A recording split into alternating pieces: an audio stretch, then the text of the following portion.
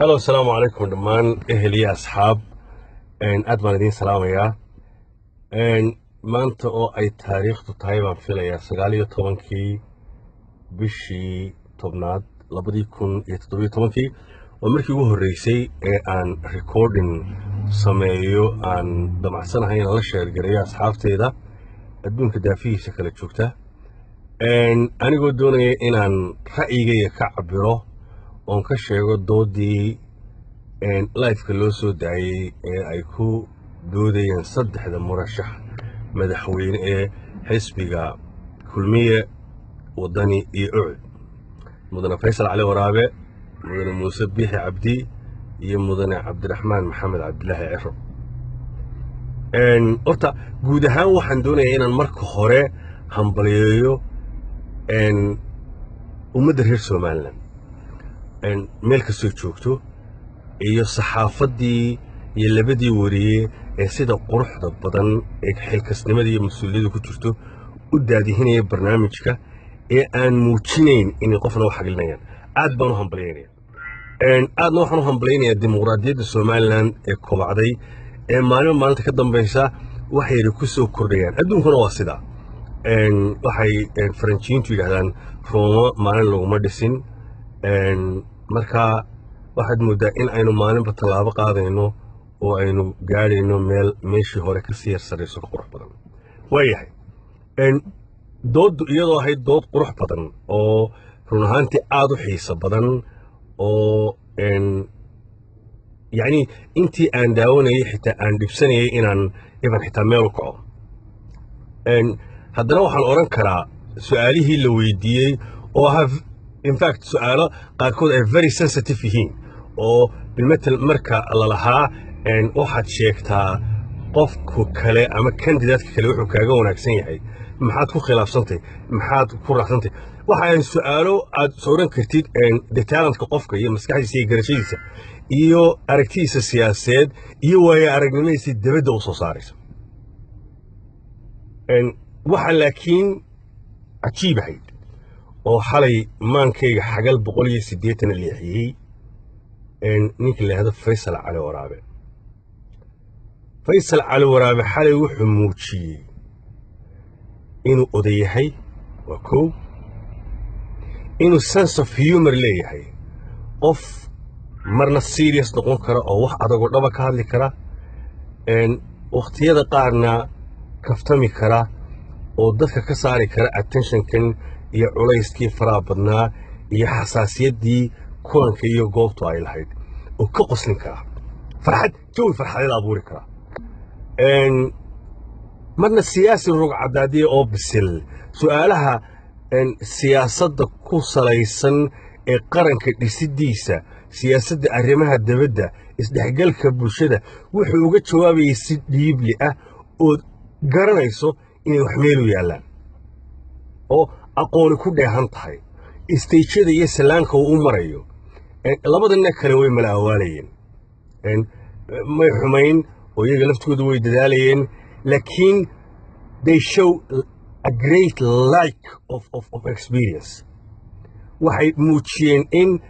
aanay siyaasadda weli u bislayn waxa cajiiba oo la yaab leh idan xitaa kalsoonida faysal markuu fadhiyey waxaa qof isku kalsoon oo haybadi ka muuqato oo kalsooni ka muuqato oo aanay cadha ku jirin oonay cabsi ku jirin wuxuu ahaa very relax body languagekiisa qofka akhriyaa wuxuu arkayaa inuu ahaa qof deganaan fara badan iyo xasiloon fara badan iyo kalsooni fara badani ka muuqato aad baan uga maqsuuday si aan caadi ahayn baan uga maqsuuday marka dadku codkooda iyagaa xor u ah oo qofku codkiisa halkuu marinaya iyo cidduu siinayo isagaa xor u ah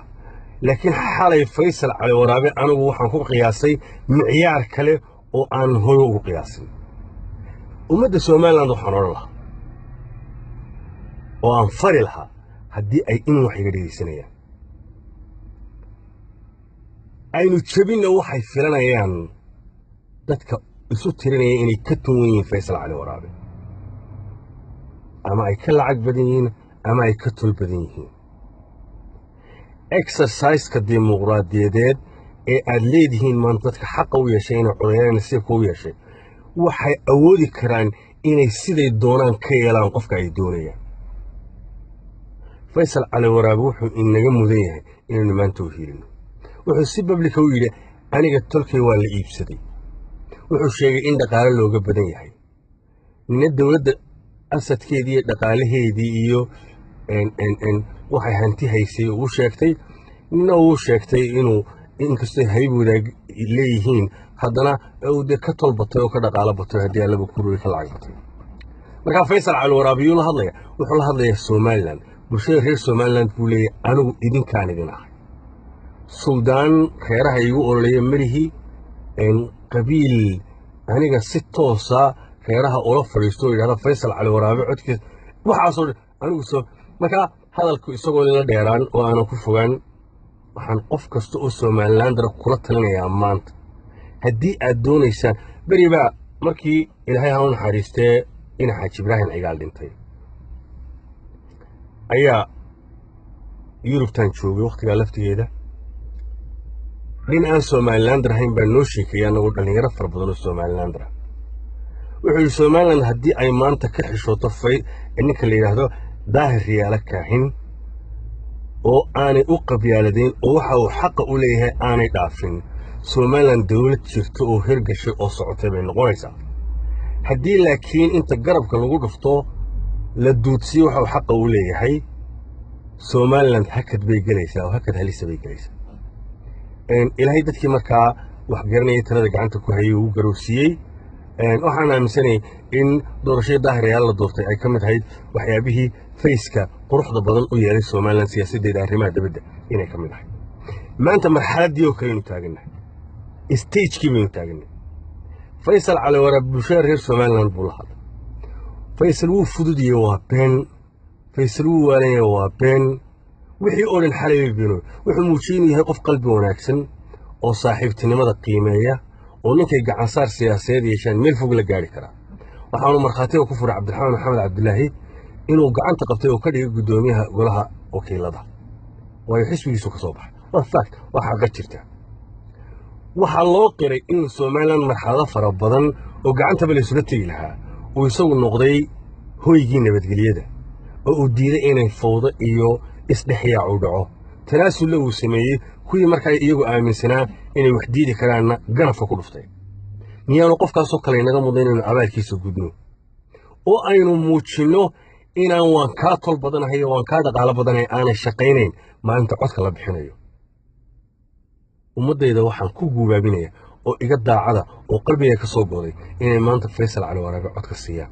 aad baan idiin salaamayaa asalaamu calaykum waraxmatullaahi wabarakaatu somaliland ha noolaato mujtamaceennu ha jiro guul iyo gobonnimo asalaamu calaykum